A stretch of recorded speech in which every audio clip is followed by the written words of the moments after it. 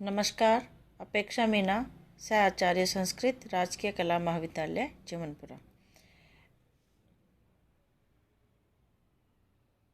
प्रिय विद्यार्थियों, आज के इस ई व्याख्यान में आप सभी का स्वागत है। आज हम एमए फाइनल के प्रथम प्रश्न पत्र के अंतर्गत मम्मट आचार्य कृत काव्य प्रकाश के अष्टम उल्लास का अध्ययन करना प्रारंभ करेंगे, जिसका कि नाम है गुण अलंकार भेद निर्णय। इससे पूर्व मैंने आपको बताया था कि गुण तथा अलंकारों के भेद के विषय में पूर्ववर्ती आचार्यों के क्या क्या मत हैं, भेदवादी और अभेदवादी। आचार्य वामन, आचार्य आनंदवर्धन, भामह आदि के क्या मत है। फिर मम्मट आचार्य ने गुण और अलंकार के भेद के विषय में क्या कहा है। वो भेदवादी मत को मानते हैं। गुण आत्मा के शौर्य आदि धर्मों के समान प्रधान रस के अपरिहार्य व उत्कर्षदायक धर्म है, एवं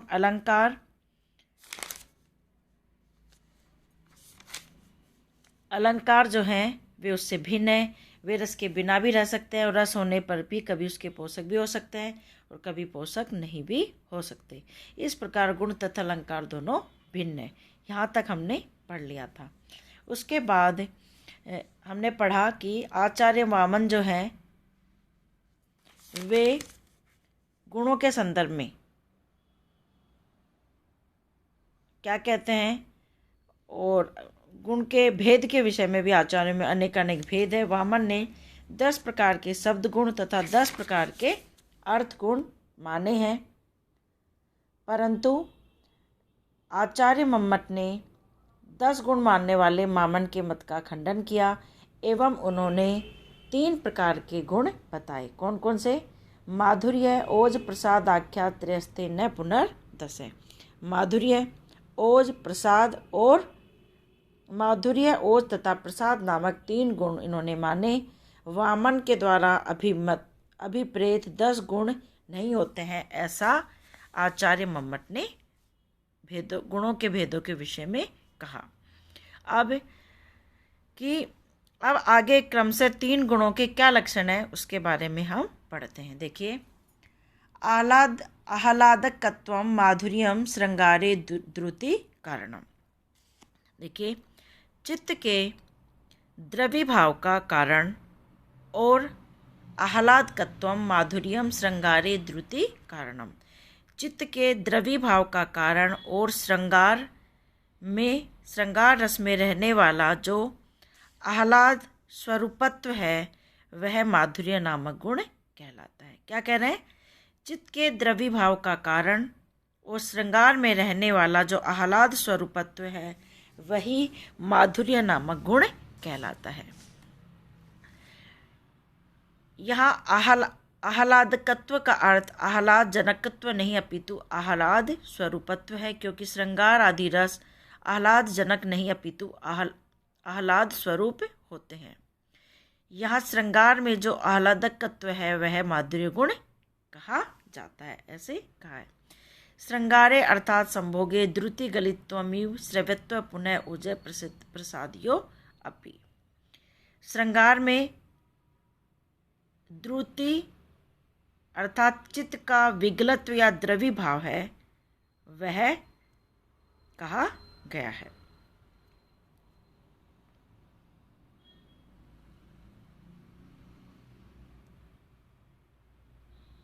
भामह का अभिमत था कि माधुर्य का लक्षण उन्होंने कहा था श्रव्यत्व, तो ओज और प्रसाद गुणों में भी होता है, इसलिए अतिव्याप्ति दोष ग्रस्त होने के कारण भामह का उक्त लक्षण उचित नहीं है। इस प्रकार ग्रंथकार इस वाक्य का अभिप्राय क्या है? क्या कह रहे हैं? माधुर्य गुण किसे कहेंगे? चित्त के द्रव्य भाव का कारण और श्रृंगार में रहने वाला जो आह्लाद स्वरूपत्व है वह ही माधुर्य नामक गुण कहा जाता है। करुणे विप्रलंबे तच्छांते च अतिशयान्वितम।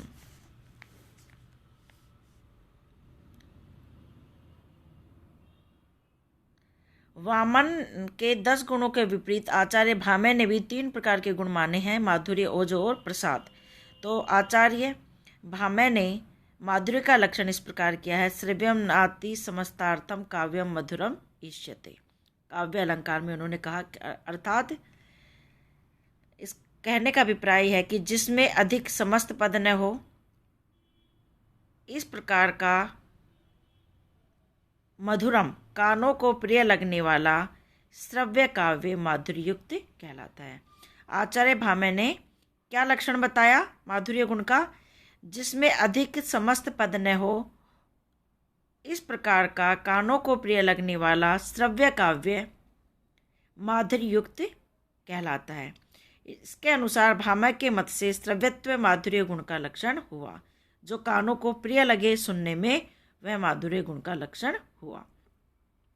तो देखिए यहाँ, करुणे विप्रलंबे तच्छांते च अतिशयन्वितम, कि यह माधुर्य गुण जो है सामान्यतः, क्या कह रहे हैं अगले सूत्र में, करुणे विप्रलंबे तच्छांते च अतिशयन्वितम, कि वह माधुर्य जो गुण है वह सामान्यतः श्रृंगार में, संभोग श्रृंगार में पाया जाता है, परंतु करुण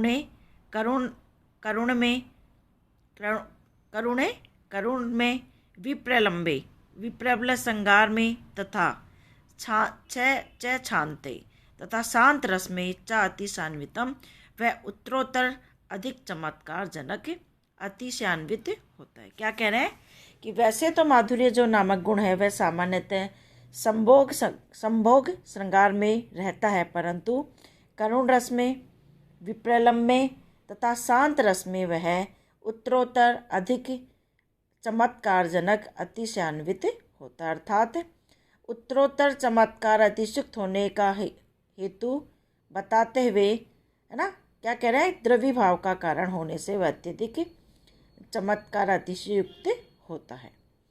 देखिए अगला सूत्र देखिए, दीप्ति आत्म विस्तृत हेतुर ओजो वीर रस स्थिति।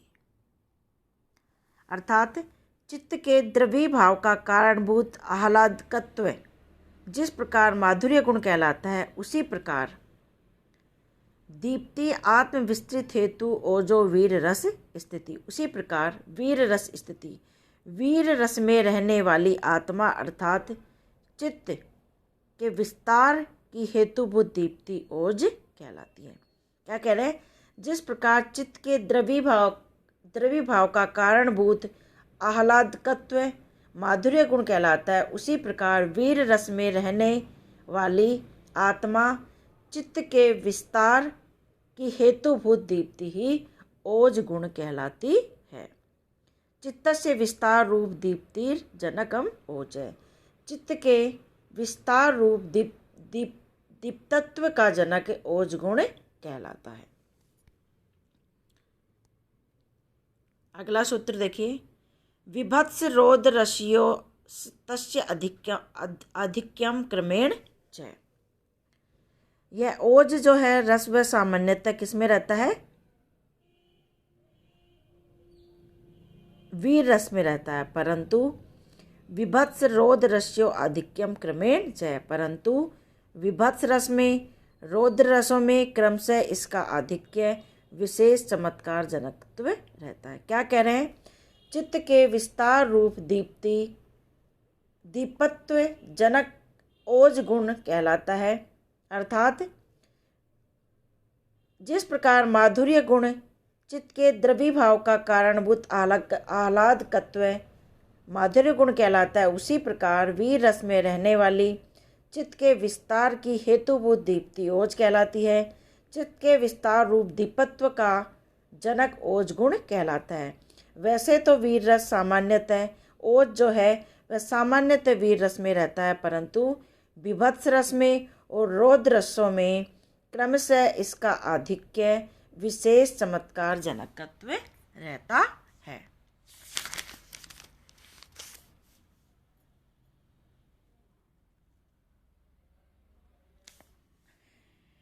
वीरा विभत्सो ततो रौद्रे सातिशम ओजय। अर्थात वीर रस की अपेक्षा विभत्स रस में एवं उससे भी अधिक रौद्र रस में ओज का चमत्कार अतिशय होता है। उदाहरण के लिए देखिए, शुष्के इंधना अग्निवत स्वच्छ जलवत् सहसैव यह व्यापनो अत्यंत प्रसादो असौ सर्वत्र विहित स्थिति। देखिए, शुष्क इंदा अग्निवत, सूखे ईंधन में अग्नि के समान, एवं स्वच्छ धुले हुए वस्त्रों में जल के समान, जो चित्त में सहसा व्याप्त हो जाता है, वह सर्वत्र सब रसों में रहने वाला प्रसाद गुण कहलाता है।